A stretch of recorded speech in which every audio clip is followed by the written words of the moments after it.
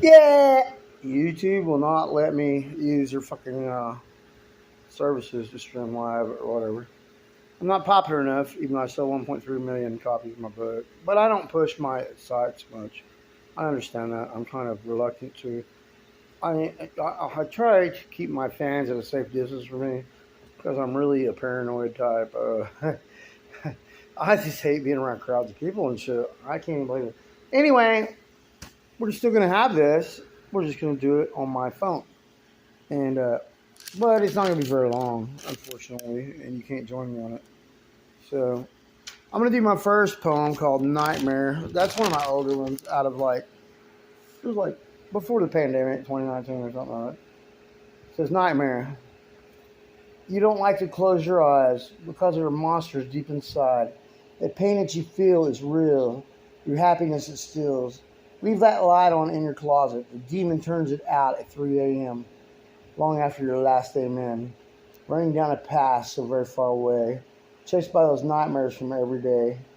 Sing those childhood rhymes from so long ago. Breath turns vapor into icy cold. Goosebumps crawling in my skin. A wounded howl upon the wind. This flesh outside is sin after sin. Wish I could begin all over again. I would not change one fucking damn thing. Uh, I was at the bottom of the wishing well, praying for heaven while staring straight down to hell. I was already dead and gone, just left this poem song. As you stare off in eternal darkness, shows just where your heart is. Now and forevermore. The door is open, as you were hoping the nightmare would wash away a brand new day. Thank you, that's Nightmare.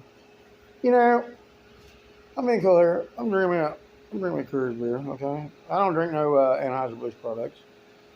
I'm a Coors drinker. I'm a redneck. I grew up in the woods, people. I know you see my long hair. That's hippie. No, I'm a redneck. My kids call me a fucking redneck, and I am a redneck. I didn't accept that for a while. I was like, I'm not a redneck. It was all negative connotations. Yeah, I'm a redneck. I admit it. They're right. So what? So fucking what? Anyway, there's one here. Let me see. I got some new ones here that I just wrote in the last few months. A normal day in my life. All right, I wrote it a month and a half ago, maybe. Let me get it. The win for the fans messing with me. Uh, I want to read you a few anyway, okay? A normal day in my life. Calling out to all the spirits that surround me. If I fall, will they make it all right? Or just turn and drift away? Is there any wisdom in darkness? Am I just an anomaly or normal man? Like Jeffrey Dahmer or the son of Sam? Is this life an illusion of an elaborate design? I really do not pretend to know and do not give a damn anyway. All that really matters has been lost, but at no small cost. Those carefully scripted lives that some of us lead, they end with broken dreams. At times I do not know what to believe, following a carefully planned out life that might actually end in some dark, lonely place. Or it could be the culmination of childhood fantasy. Yeah, I'm pulling my hair. Uh, and give you almost everything you ever prayed for. A door stands there before you. Is this a dream or a vision? Either way, it calls out for a decision to be made. Stand or fall, yet never look behind you, because those demons that pursue you are just a whisper away. They want, let me flip this page. They want to make you the master's favorite slave. I found the hidden secret in this life. Everyone is born with a secret deep down inside. Am I my brother's keeper or just a monster full of hate? Call unsolicited advice love and obsessing in the mirror. Cannot get any clearer. Pride always comes before the fall, and then you crash into that wall. No lesson can be learned without heartbreaking pain. Each time we are corrected, a small part of us will change. A ripple in the river of this life. It amplifies both good and evil. Happiness is an illusion of temporary duration. Melancholy is normal and leads to wisdom. Breaking you out of this life's prison. All of this and more is just a normal day in my life. Thank you. But it's like, wow, wow, wow. Cool. And you know what? I went on a, here, hang on a second. I got to turn the page. Went on Donald Trump's site, Truth Social, and they're a bunch of assholes too, just like Twitter or whoever owned Twitter before that. Elon Musk ain't much different. He'll have your ass thrown off there for bullshit and talking about Democrats and shit, or just I don't even like Republicans. I'm not a Republican or Democrat, people. I'm about America and about our families. I'm not about politicians. They're just a bunch of self-centered assholes. They think they have power they never were given. What do you think? Let me know. Anyway, this I wrote for Russell Brand, who I've talked to before. He's a friend of mine. I mean, I talked to him a while, but anyway, I'm gonna do this. It's called The Division. But let me hydrate first, like that dude, like that Cajun dude said. Let me hydrate, dude.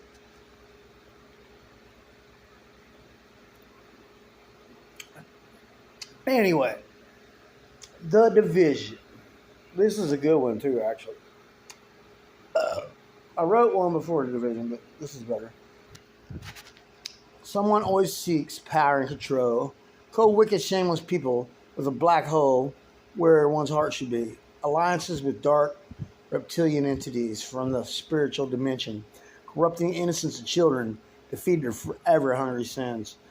No rest for the wicked cannot shake their vicious appetite for blood.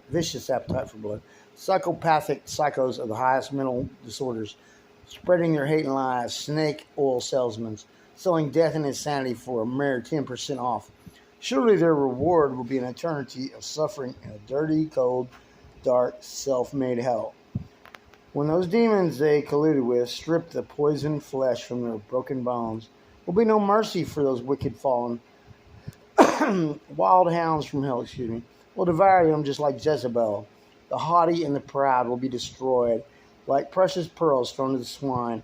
All of those that they sacrificed upon the Baphomet's altar will be their judges in the afterlife. They will be given a holy sword to carry out the righteous Creator's wrath and vengeance. An eye for an eye, and a tooth for a tooth. As the meek inherit a brand new earth, avenge sevenfold for monstrosities of mass deception, misdirection, greediness, and murder, building evil empires on the backs of broken slaves. It will forever haunt them in their graves. Unity, love, and mercy will be the attributes of the righteous king. But to those who preach the division will fade into obscurity and be pariahs and a warning to the others. When those broken hearts are healed and only truth and love remains, the divisions will be mended and forgotten. Truth and love will rule the day. The end. Thank you. I think that's a pretty damn good poem. Not my best, definitely. I mean, when you've written as many as me, I've written I would say over 1,000 actually, and only shown people maybe 150 to 100 of them because I'm very picky about what I let people see of what I do, because I want it to be like the top of what I'm after, the best that I can fucking be. Like be all you can be. Like the army slogan, be all you can be. Yeah! And everybody goes, what the fuck's that doing? But anyway, it don't matter. So, let me look at what I want to do. What do you want to hear? Let's see. I thought it was too serious. I think that's too deep for y'all right now. Let me go on. I really like this one I got in here. It's, there's two of them I really like, actually. An Angel with Broken Wings and Mama Smile. But I'm going to do An Angel with Broken Wings because it's a 3-page poem and it's long. It's a prose. It's not even a poem. It's prose. It's a story. It's basically a story that rhymes. That is poetic. That's what prose is. It's a story that has poetic attributes. Okay? That would be the best thing to say. But it could be a couple pages long, 3 pages, 20 pages long. That's the way prose is. An Angel with Broken Wings. Once upon a time, and so very long ago, a story was told about an angel with broken wings. Made her home deep inside of a magic forest. Elves and fairies came out to play when she would sing. At night, the spirits and monsters all whispered her name. Some were blessed, yet others cursed by God up above. As darkness faded as the trees allowed the sun's light to shine through. When any creature felt pain, she made them whole once again. Heavy with love was her heart, loving all God's creation. She never openly complained about her unique situation. Although so deep inside, she had her own frustrations. Minutes turned into hours, and hours turned into days, days turned into months and years, as her hope of restoration slowly slipped away. Each and every night, she prayed that her affliction would be healed, and that the reason that she was stranded there would be revealed.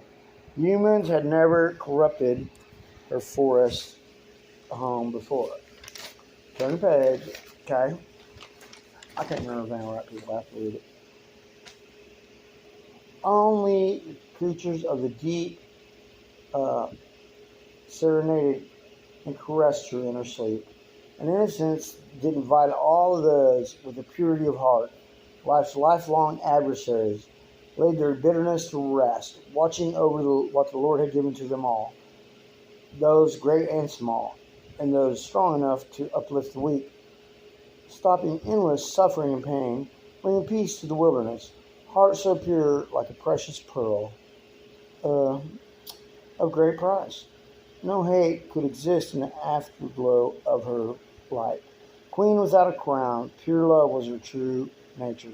So one day, Archangel Gabriel came for a visit, told her that her wings would be restored. She asked him, what would become of those that she would leave behind? They remained at peace with one another. No blood had been spilled in anger, hate, or hunger. They had learned to rely on one another, and they all considered her their mother. But he could not answer her questions. He could only look her in the eyes with true admiration.